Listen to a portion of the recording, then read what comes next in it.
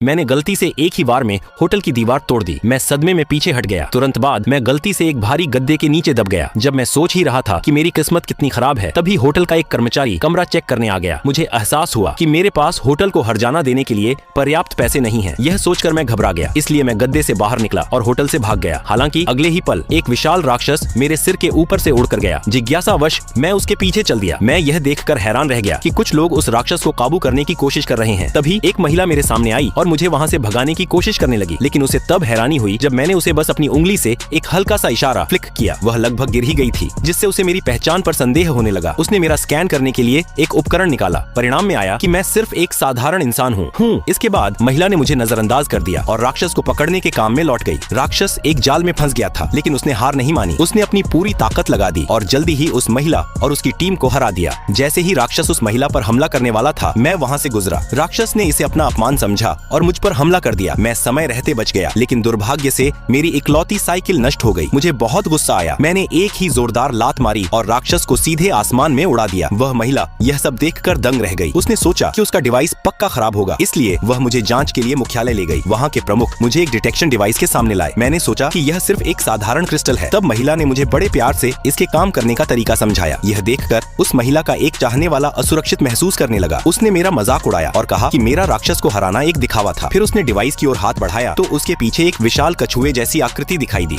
उसने मुझसे कहा कि यह उसकी असली ताकत है। अब मेरी बारी थी। अजीब बात यह थी कि डिवाइस ने कोई हलचल नहीं की। उस व्यक्ति ने मुझे बेकार और कमजोर समझकर मेरा मजाक उड़ाया और मुझे वहाँ से बाहर निकालने की कोशिश की, लेकिन उसी पल उस डिवाइस से ऊर्जा का एक भयंकर सैलाब निकला और वह टुकड़ों टुकड़ों में बिखर गया। वहाँ मौजूद हर इंसान मुझे देखकर सन्न रह गया। आगे क्या होता है जानने के लिए चैनल को सब्सक्राइब करके कमेंट में पार्ट 2 लिख देना और वीडियो को लाइक कर देना।